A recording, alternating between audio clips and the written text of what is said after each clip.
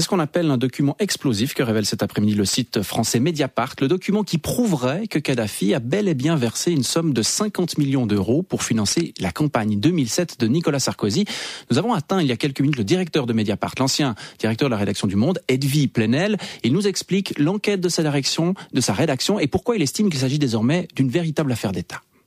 C'est un document qui est l'aboutissement de 10 mois d'enquête de Mediapart où nous avons découvert le secret libyen de cette présidence, la fréquentation, les relations, les intérêts croisés entre Nicolas Sarkozy et Mouammar Kadhafi, noués bien avant son élection en 2007, avec des intérêts financiers explicites, et nous avons déjà publié beaucoup d'informations allant dans ce sens.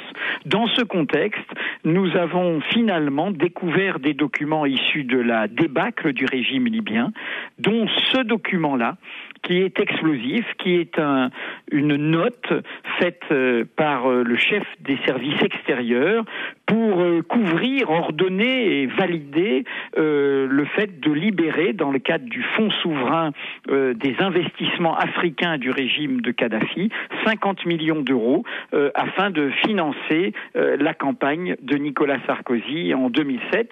C'est une note de décembre 2006 qui est validée par les interlocuteurs que nous avons rencontrés et notamment par une des personnes qui est compromise dans cette histoire, Monsieur Ziad Takieddine, a découvert cette note quand nous la lui avons montrée pas plus tard qu'hier, et il a jugé que cette note était authentique et qu'elle disait vrai.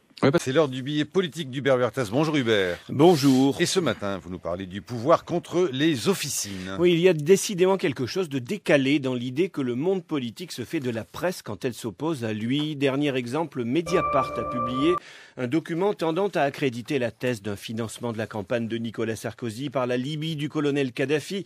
Et cet événement, juste ou faux, donne lieu à des commentaires d'une autre époque. Mediapart ne serait pas un journal, mais une officine, a dit François Fillon, repris par Henri Guénaud. Autant dire que cette rédaction ne serait pas autonome, mais qu'elle serait une dépendance, quasiment un service des coups tordus.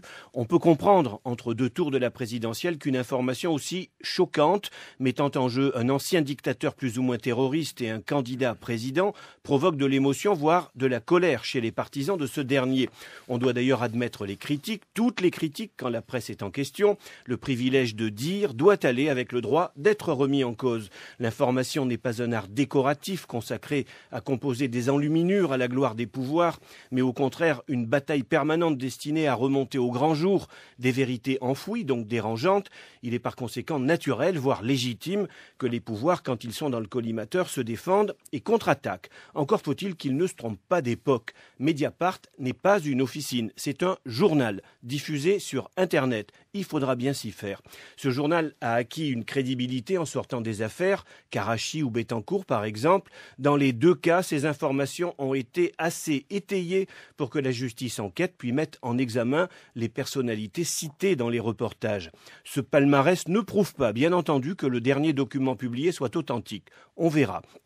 Mais soutenir qu'un journal diffusé sur Internet n'est pas un vrai journal sous prétexte qu'il n'est pas imprimé sur du papier est une sottise du XXe siècle. On peut dire ce qu'on voudra d'Edwy Plenel, son directeur et l'un de ses créateurs, qu'il combat Nicolas Sarkozy, c'est évident, mais a-t-il été plus complaisant avec certains de ses prédécesseurs, aujourd'hui célébrés par la gauche? L'affaire des Irlandais de Vincennes sous Mitterrand, c'est lui. Le Rainbow Warrior et sa troisième équipe, c'est lui. Les écoutes téléphoniques, il les a dénoncées et subi. Le document sur le financement de la campagne de Mitterrand par Noriega, c'est également lui. D'ailleurs, c'était un faux et Plenel s'en est excusé par la suite. Cela prouve qu'il n'est pas infaillible, mais ça démontre aussi que ses erreurs ou ses succès sont les siens, que son équipe n'est pas une officine et que l'UMP et peut-être aussi d'autres grands partis bouffeurs de journalistes devraient en finir une fois pour toutes avec l'idée que la presse, c'est forcément la Pravda, c'est-à-dire le perroquet d'un pouvoir qui lui ferait la dictature.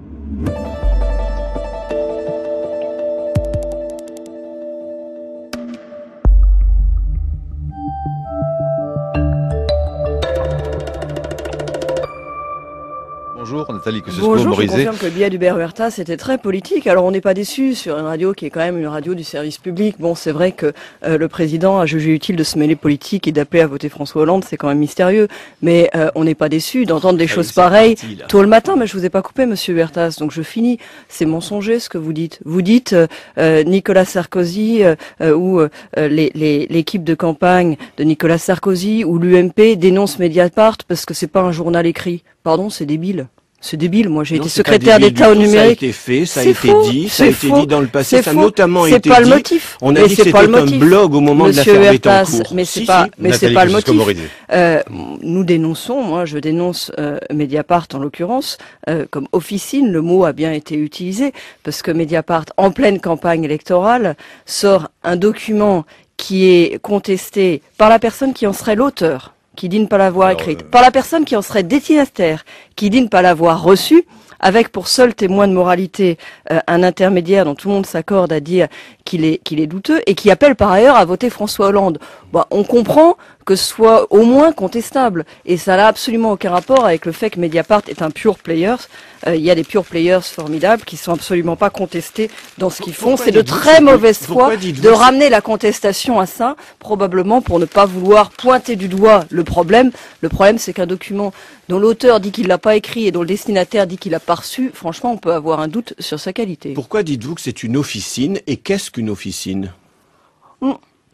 Une officine, c'est quelque chose sur lequel on a des doutes sur son indépendance et son impartialité. Et il faut bien voir que nous y revenons ce pure player et ce grand champion d'un pouvoir qui n'est pas celui de la rédaction. Je vous réponds parce que, enfin, je veux dire, c'est une interview, c'est un débat entre France Culture et moi. France Culture, c'est le service public, donc normalement c'est une interview, mais bon, ça va venir sur l'interview.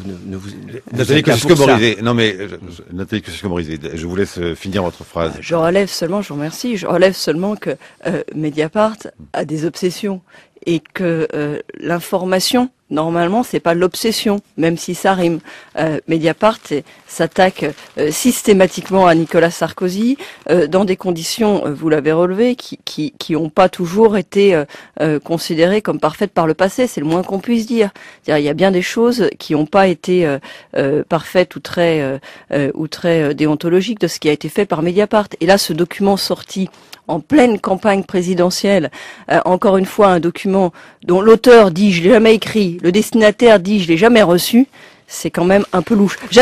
Mediapart est une officine, Monsieur Plenel, c'est le bidonnage. À chaque fois, ce document est un faux, grossier, tout simplement parce que les deux personnes en Libye qui étaient censées avoir envoyé ce document et le recevoir l'ont démenti.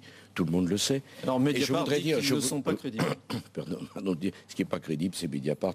Vous croyez vraiment qu'avec ce que j'ai fait à M. Kadhafi m'a fait un virement? Pourquoi pas un chèque endossé? C'est grotesque. La campagne électorale ne justifie pas tout. Ne perdons pas une minute. Il y aura une dérive de la presse selon vous? Ne perdons pas une minute. D'ailleurs, nous déposerons plainte contre Mediapart. Je ne dis pas non. Il ne faut pas assimiler la presse à des comportements. Vous allez porter plainte? Oui, bien sûr. On ne va pas assimiler la presse à des comportements comme ça. Hein.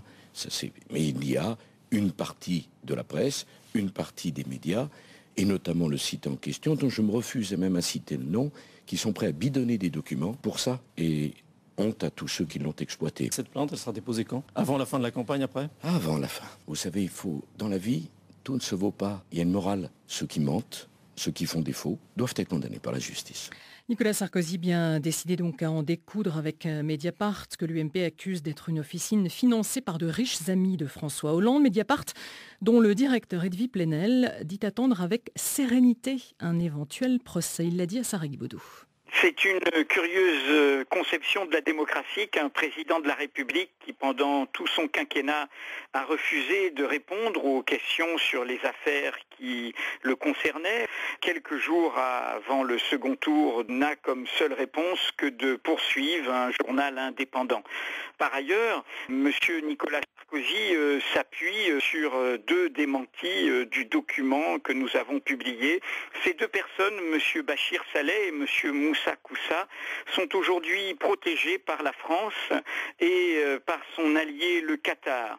Nous avons publié plusieurs articles qui accréditent le soupçon d'un financement de M. Sarkozy avant sa campagne présidentielle en 2007. Si le procès annoncé a bien lieu, nous produirons tous ces documents et nous ferons l'ample démonstration de la légitimité de nos informations d'intérêt public.